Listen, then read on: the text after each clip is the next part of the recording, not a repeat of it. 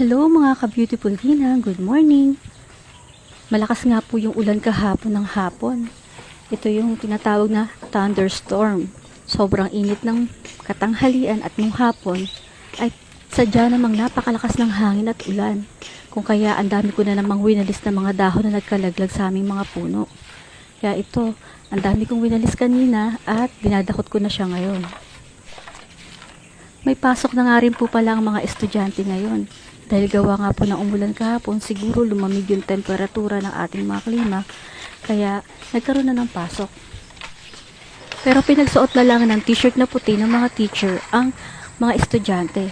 Kahit na huwag na lang daw mag-uniform na polo, samahan ng polo, para daw hindi mainitan ang mga bata.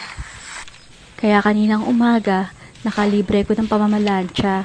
Yung t-shirt na puti lang at pantalon lang na slacks sa suot ng aking mga anak na nag-aaral sa high school. Yung aking bunso hindi na pumasok. Gawa nga ng hindi pa tinanghali ng gising at hindi pa nakahandang pumasok.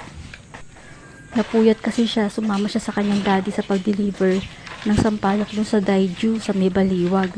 At gabi na sila nakarating at napagod. Kaya ngayong umaga, nung ginising ko, ay pagod daw siya at baka hindi na muna siya makapasok. And this is my video for today. Thank you.